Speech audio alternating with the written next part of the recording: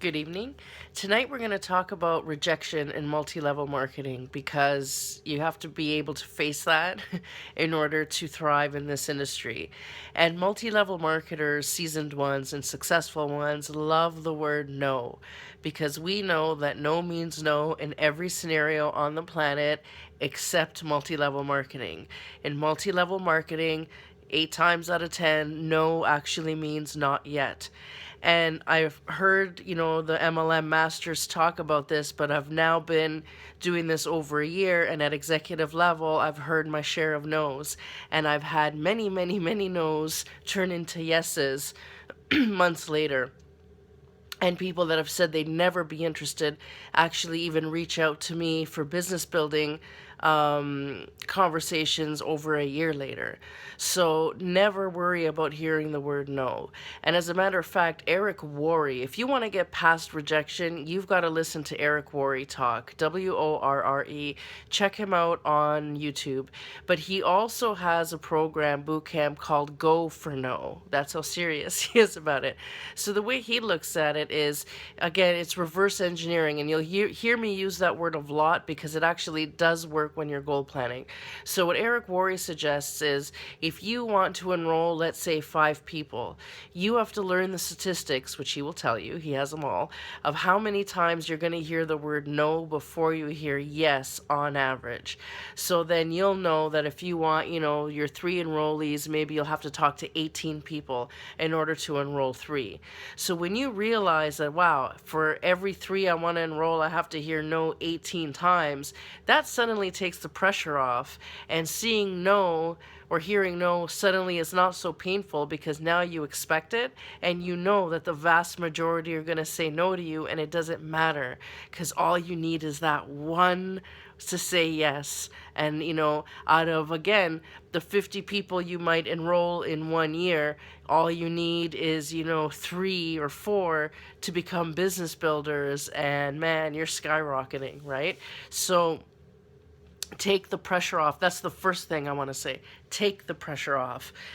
And also, get the retail model out of your head. So in the retail model, you're lucky if somebody walks into your store and you have, 1 minute to convince them to stay and another minute and a half to convince them to actually purchase the thing they picked up. And once they walk out the door, you may never see them again. It's once or nothing. In multi-level marketing, that's not the situation because, first of all, there's not the competition you get. So, for example, although there's lots of essential oils on the market, and especially you can go to any store, drugstore, whatever, and buy them, they are not the same as a genuine grade oil.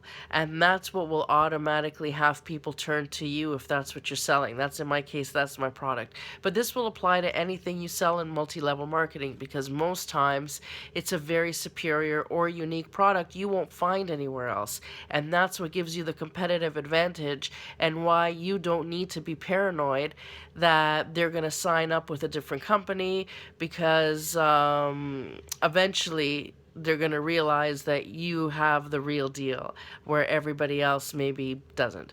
So you wait. This is a patience game, and it's about planting and watering seeds.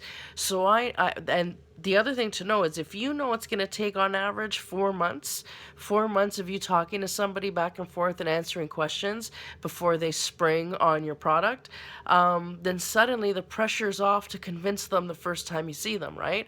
And one of the big mistakes that new multi level marketers make, and I was guilty of this myself, is called the information dump. So you have someone say, "Oh, you smell good. What are you wearing?"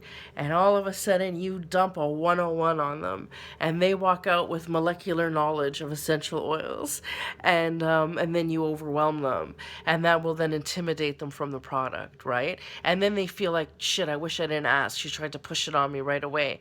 And we tend to get really intense, especially in the beginning, because you want to enroll everybody in the beginning.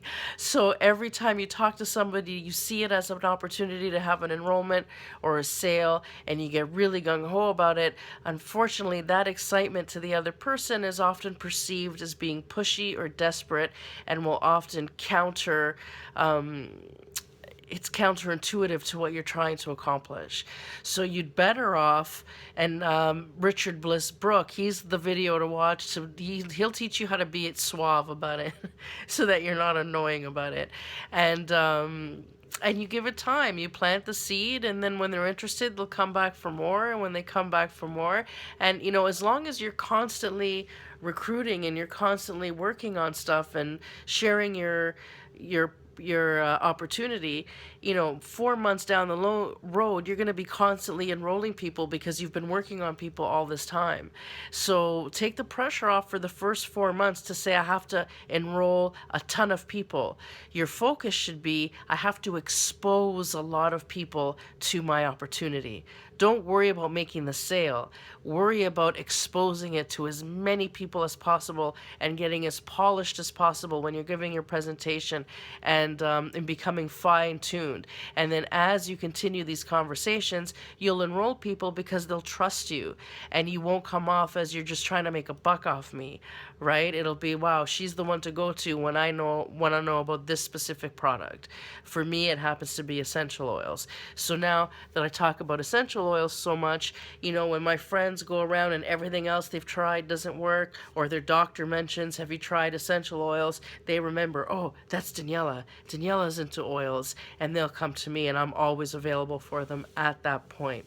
And that takes a lot of the pressure off you, because then it's not fun, right?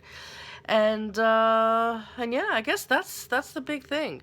So what you need to do is set your goals. How many people do you need to enroll in order to make this worth it for you every single month? And listen to some Eric Worre and figure out, if I have to get 10 no's for every yes, then I need to prospect this many people in a month. That works out to this many people in a week, which is this many people in a day. And as long as you keep that commitment to yourself, you'll see that you'll be enrolling what you need to grow your business good and strong. So I wish you wellness, purpose, and abundance. Have a great day.